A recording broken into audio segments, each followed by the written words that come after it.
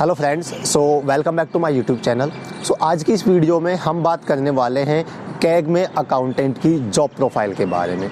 इससे पहले सीजीए में अकाउंटेंट की जॉब प्रोफाइल देखा था, लेकिन अब हम यहाँ पे कैग में अकाउंटेंट की जॉब प्रोफाइल के बारे में बात करेंगे। हम यहाँ पे कैग में अकाउंटेंट की जॉब प्रोफाइल में हम देखेंगे कि क्या यहाँ पे इसकी बेसिक इन्फॉर्मेशन है, लाइक कितना ग्रेड पे होता है, कितनी सैलरी आपको इन हैंड यहाँ पे देखने को मिलेगी, कितना इसमें वर्कलोड होता है, क्या इसमें वर्क होता है, क्या वर्क प्रोफाइल होती है, क्या इसमें प्रमोशंस हैं, अगर आप प्रमोट होके कहाँ तक आप जा सकते हो, अगर आप डब्ल्यू एग्ज़ाम देते हो तो क्या होता है प्रमोशन में, अगर एग्ज़ाम नहीं देते हो तो कैसे प्रमोशंस होते हैं, और कैसी इसकी ट्रांसफ़र पॉलिसीज़ हैं, क्या इसमें ट्रांसफ़र्स होते भी हैं या नहीं होते हैं। ये सारी चीज़ें हम आज की इस वीडियो में डिस्कस करेंगे। तो चलिए स्टार्ट करते हैं आज की इस वीडियो को। तो सबसे पहले हम बात कर लेते हैं कैग में अकाउंटेंट की बेसिक इन्फॉर्मेशन के बारे में। आप सभी को पता होगा कि कैग में अकाउंटेंट है वो 2800 ग्रेड पे की पोस्ट होती है और जो लेवल 5 में यहाँ पे आती है। और अगर हम बात करें इसके बेसिक पे की, यानी बेसिक सैलरी है 29,200 इसकी बेसिक सैलरी होती है।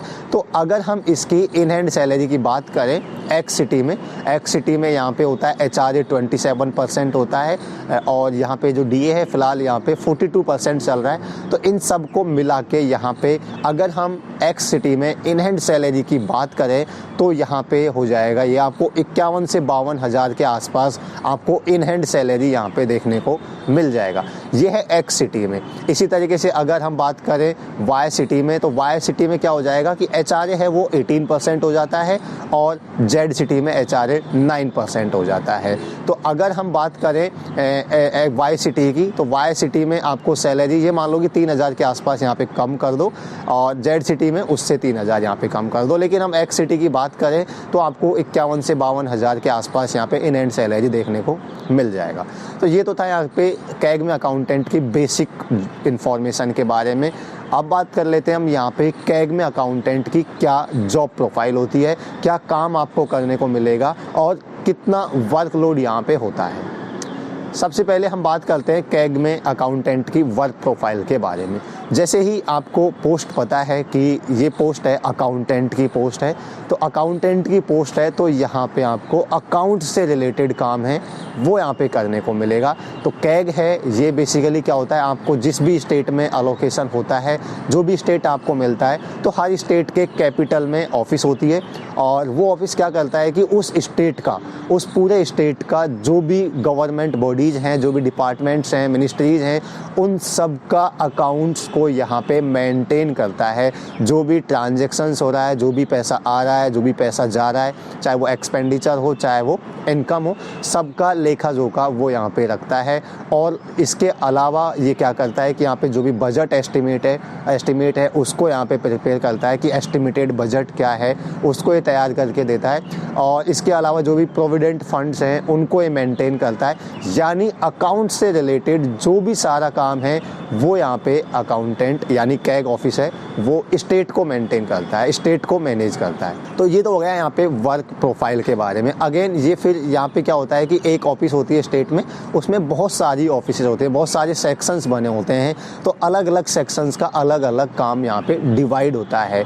तो यहाँ पे ज़रूरी नहीं एग्जैक्ट हम बता नहीं सकते कि आपको क्या काम यहाँ पे करने को मिलेगा, लेकिन ओवरऑल बात करें तो ये अकाउंट से रिलेटेड काम आपको यहाँ पे करने को मिलेगा। अगेन यहाँ पे कई सारी ऑफिस होती है, आपको कौन सी ऑफिस दी जाती है, उस ऑफिस में कैसा काम होता है, वो यहाँ पे अलोकेशन आपको जब ऑफिस अलोकेट होती है उसके बाद ही यहाँ पे एग्जैक्ट आपको पता चलेगा।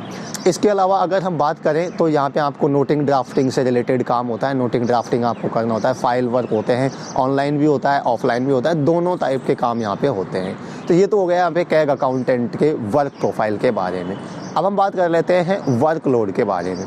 तो जो कैग में अकाउंटेंट है इसका वर्कलोड यहाँ पे मतलब एवरेज होता है, जो मैंने सीजीए में बताया था कि सीजीए का अकाउंटेंट है उतना ही काम यहाँ पे होता है। आप चाहे अकाउंटेंट कैग में हो चाहे वो सीजीए में हो, वर्कलोड यहाँ पे इतना ज़्यादा नहीं होता है। आप अगर एक दिन में तीन घंटे या 3-4 घंटे भी काम कर लेंगे तो ये सफिशिएंट है। इवन मैं बोलूँगा कि ये मोर देन सफिशिएंट है। आप आसानी से यहाँ पे 3 से 4 घंटे में काम करके पूरे दिन का काम आप आसानी से कर सकते हैं। और अगर आप फ्यूचर स्टडीज़ करना चाहते हैं, फर्दर स्टडीज़ करते हैं, या फिर आपका कोई पैशन है, कोई हॉबीज़ आप फॉलो करना चाहते हैं, तो आप आसानी से ऑफिस में 2-3 घंटे का टाइम यहाँ पे निकाल सकते हैं। आप चाहें तो वहाँ पे ऑफिस में 2-3 घंटे पढ़ सकते हैं। ऑफिस का जो माहौल होता है, एनवायरनमेंट होता है, वो पीसफुल होता है, अच्छा होता है। आप आसानी से अपनी स्टडीज़ यहाँ पे कर सकते हैं। तो ये है वर्कलोड। अगर मैं एवरेज ओवरऑल वर्कलोड की बात करूं तो वर्कलोड एवरेज होता है, बहुत ज़्यादा नहीं होता है और बहुत कम भी नहीं होता है। हाँ, ये अगेन डिपेंड करेगा कि आपको कौन सी ऑफिस, कौन सा सेक्शन अलॉट किया जाता है। कुछ एक सेक्शन है जिनमें वर्कलोड थोड़ा ज़्यादा होता है और कुछ एक सेक्शन ऐसे है जिनमें वर्कलोड बहुत कम होता है। तो ये डिपेंड करेगा आपको कि कौन सी ऑफिस अलॉट की जा रही है। लेकिन ओवरऑल वर्कलोड की हम बात करें तो वो यहाँ पे एवरेज होता है। आप आसानी से 2-3 घंटे का टाइम पढ़ने के लिए या आपकी एक्स्ट्रा एक्टिविटीज़ के लिए यहाँ पे निकाल सकते हैं। तो ये हो गया यहाँ पे कैग अकाउंटेंट के वर्कलोड के बारे में। अब हम बात कर लेते हैं कैग अकाउंटेंट के ट्रांसफ़र्स के बारे में। जब आपको कैग अकाउंटेंट मिलता है तो आपको कोई एक स्टेट अलोकेट कर दिया जाता है। एक स्टेट मिलने के बाद आपको उसी स्टेट में जॉब करनी होती है। कैग में जो अकाउंटेंट्स हैं इनके प्रमोशन नहीं होते हैं, इनके ट्रांसफ़र्स नहीं होते हैं। आपको एक बार जो स्टेट अलोकेट हो गया वो ही स्टेट में आपको लाइफ टाइम यहाँ पे आपकी जॉब करनी होती है। हाँ, कुछ एक सिनेरियोज हैं जिनमें ट्रांसफ़र्स हो सकते हैं, जैसे अगर आप म्यूचुअल कराना चाहते हैं तो म्यूचुअल के थ्रू आप ट्रांसफ़र करवा सकते हैं। नंबर 2, आप डेपुटेशन पे जाकर यहाँ पे ट्रांसफ़र्स आप ले सकते हैं। और नंबर 3, अगर आप WSS की एग्ज़ाम देकर WO बन के जाते हैं तो यहाँ पे आपको प्रेफरेंस मांगी जाती है और उन प्रेफरेंस के हिसाब से आप अदर स्टेट में जा सकते हैं। लेकिन ये अगेन डिपेंड करता है कि कितनी वैकेंसी है, कहाँ पे कितनी वैकेंसी है, उसके हिसाब से डिपेंड करता है। ये ज़रूरी नहीं है कि आपको अदर स्टेट मिल ही जाएगा, लेकिन ये 3 ऑप्शन है जिनके थ्रू आप अदर स्टेट में जा सकते हैं। लेकिन ओवरऑल हम बात करें तो यहाँ पे एक स्टेट से दूसरे स्टेट में ट्रांसफ़र्स ना ही होते हैं, ना के बराबर होते हैं। और अगर हम बात करें यहाँ पे विद इन स्टेट ट्रांसफ़र्स के बारे में तो वो तो फ्रिक्वेंट होते रहते हैं। 2 से 3 साल के बाद आपके ट्रांसफ़र्स होते रहते हैं, यानी एक ऑफिस से दूसरी ऑफिस में स्टेट के अंदर विद इन स्टेट्स आपके ट्रांसफ़र फ्रिक्वेंटली होते रहते हैं। लेकिन आउटसाइड स्टेट ट्रांसफ़र्स नहीं होते हैं, ना के बराबर होते हैं। तो ये तो हो गया यहाँ पे ट्रांसफ़र्स के बारे में। अब हम लास्ट और सबसे इम्पॉर्टेंट पॉइंट है वो यहाँ पे देख लेते हैं प्रमोशंस के बारे में। जो कैग में अकाउंटेंट है उसमें कैसे प्रमोशंस होते हैं। अगर आप एक एज एन अकाउंटेंट ज्वाइन करते हैं तो प्रमोट होके कहाँ तक जा सकते हैं, किस पोस्ट तक जा सकते हैं, और अगर आप डिपार्टमेंटल एग्ज़ाम देते हैं तो कहाँ तक जा सकते हैं, और अगर आप कोई डिपार्टमेंटल एग्ज़ाम नहीं देना चाहते हैं तो कहाँ तक जा सकते हैं। तो हम बात करें प्रमोशंस की तो यहाँ पे 2 सिनेरियो होते हैं। नंबर 1 सिनेरियो होता है कि आप कोई भी डिपार्टमेंटल एग्ज़ाम नहीं देना चाहते हैं, आप जो रेगुलर प्रमोशंस हैं, टाइमली प्रमोशंस हैं वो आप लेना चाहते हैं, तो कैसे प्रमोशंस हैं। नंबर 2 कि आप डिपार्टमेंटल एग्ज़ाम देना चाहते हैं और एग्ज़ाम्स को क्वालिफाई करके आप प्रमोशन लेना चाहते हैं, तो कैसे प्रमोशंस हैं, तो आप कहाँ तक जा सकते हैं। दोनों सिनेरियो को बात करेंगे। सबसे पहले बात करते हैं नंबर 1, अगर आप कोई भी एग्ज़ाम नहीं देना चाहते हैं तो कैसे प्रमोशंस हैं।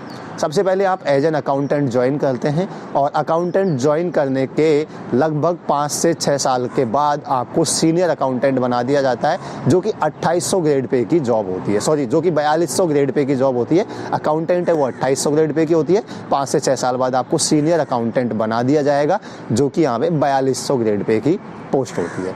अब यहाँ पे आप क्या करोगे, मैं ये मान के चल रहा हूँ कि आप कोई एग्ज़ाम नहीं देना चाहते हैं तो प्रमोशंस कैसे हैं, ठीक है। 5 से 6 साल बाद आप 4200 ग्रेड पे चले गए सीनियर अकाउंटेंट। इसके बाद आप क्या करेंगे, आपको यहाँ पे असिस्टेंट सुपरवाइज़र की पोस्ट, जो कि 4600 ग्रेड पे होता है, उस पे आपको प्रमोट कर दिया जाएगा। और उसके बाद आपको यहाँ पे सुपरवाइज़र की पोस्ट है, जो कि 4800 ग्रेड पे या गैजेटेड पोस्ट होती है, वहाँ पे आपको प्रमोट कर दिया जाएगा। और इसके 4 साल बाद आप 5400 पे, जो फिक्स है सुपरवाइज़र के 4 साल बाद आप 5400 ग्रेड पे चले जाते हैं। तो ये हैं टाइमली प्रमोशंस, जो अगर आप कुछ भी एग्ज़ाम नहीं देना चाहते हैं तो आपके कैसे प्रमोशन है। सबसे पहले अकाउंटेंट के बाद आप यहाँ पे सीनियर अकाउंटेंट बन जाओगे। सीनियर अकाउंटेंट के बाद आप यहाँ पे असिस्टेंट सुपरवाइज़र, जो कि 4600 ग्रेड पे की पोस्ट होती है। और इसके बाद आप सुपरवाइज़र, जो कि 4800 ग्रेड पे की पोस्ट होती है। यूजुअली यहीं तक आप रिटायर हो जाते हैं 4800 ग्रेड पे। 5400 पे पहुँचने के चांसेस कम होते हैं अगर आप कोई भी डिपार्टमेंटल एग्ज़ाम नहीं देते हैं तो। अब नंबर 2 की बात करते हैं, सिनेरियो 2। अगर आप एसएस एग्ज़ाम जो कि डब्ल्यू की एग्ज़ाम होती है, डिपार्टमेंटल एग्ज़ाम होती है, वो आप देना चाहते हैं तो प्रमोशंस कैसे हैं। आप एज एन अकाउंटेंट ज्वाइन करते हैं, अकाउंटेंट बनने के 2 साल बाद आप एलिजिबल हो जाते हैं यहाँ पे डब्ल्यू की एग्ज़ाम के लिए। 2 साल बाद आप डब्ल्यू के एग्ज़ाम के लिए एलिजिबल हो जाते हैं। अब अगर आप उस एग्ज़ाम को क्वालिफाई कर लेते हैं तो आप यहाँ पे डायरेक्ट अकाउंटेंट से डब्ल्यू बन जाते हैं, यानी डायरेक्ट आप 2800 से 4800 ग्रेड पे की पोस्ट पे चले जाते हैं। और एक बार आप डब्ल्यू बन गए उसके बाद आपको कोई भी डिपार्टमेंटल एग्ज़ाम नहीं देनी होती है। डब्ल्यू बनने के बाद आप 4 साल बाद 5400 ग्रेड पे हो जाता है वो, और 5400 ग्रेड पे के बाद यहाँ पे लेवल 9 में जो होता है, और डब्ल्यू बनने के 10 से 12 साल बाद लगभग आपको एज ए डब्ल्यू 10 से 12 साल यहाँ पे आपको जॉब करनी होती है। उसके बाद आप सीनियर अकाउंट्स ऑफिसर बना दिए जाते हैं, जो कि यहाँ पे 5400 ग्रेड पे लेवल 10 की यहाँ पे जॉब होती है। तो आप यूजुअली 5400 ग्रेड पे यानी सीनियर अकाउंट्स ऑफिसर की पोस्ट पर ही यहाँ पे रिटायर हो जाते हैं। अगर आपने बहुत पहले जॉब कर लिया या आपकी सर्विस लंबी है तो आप इससे ऊपर जा सकते हैं, अदरवाइज आप यहीं पे यूजुअली रिटायर कर जाते हैं। तो ये थे यहाँ पे प्रमोशंस। अगर आप एग्ज़ाम देते हैं तो कैसे प्रमोशंस हैं, अगर आप एग्ज़ाम नहीं देते हैं तो कैसे प्रमोशंस हैं। ठीक है, तो मैं आशा करूँगा कि ये आपको अच्छी लगी होगी, ये इन्फॉर्मेशन, ये वीडियो आपके लिए हेल्पफुल होगी, जिसमें हमने बात किया कैग अकाउंटेंट के जॉब प्रोफाइल के बारे में, लाइक इसकी क्या बेसिक इन्फॉर्मेशन है, कितनी सैलरी मिलती है, क्या वर्कलोड है, क्या वर्क प्रोफाइल है, कैसे ट्रांसफर्स हैं, कैसे प्रमोशंस हैं, ये सारी चीज़ें हमने इस वीडियो में डिस्कस की। मैं आशा करूँगा कि आपके जो भी डाउट्स हैं वो यहाँ पे कवर हो पाए होंगे। फिर भी अगर आपके कोई डाउट है, कोई आपका ऐसा क्वेश्चन है जो इस वीडियो में कवर नहीं किया गया है, वो आप मेरे से कमेंट करके पूछ सकते हैं। आप वीडियो के नीचे कमेंट कर सकते हैं, मैं सारे कमेंट्स को रीड करता हूं और सबका विद इन टाइम यहाँ पे रिप्लाई भी करता हूं। मैं आशा करता हूं कि ये वीडियो आपको ज़रूर हेल्पफुल होगी और आपके जो डाउट होंगे वो आप कमेंट करके ज़रूर पूछ लेंगे। वीडियो अच्छी लगी तो वीडियो को लाइक ज़रूर कर दें और ऐसे ही वीडियोज़ के लिए आप इस चैनल को सब्सक्राइब कर सकते हैं। मैं मिलूँगा आपसे नेक्स्ट वीडियो में किसी नेक्स्ट टॉपिक के साथ, तब तक के लिए bye bye and take care.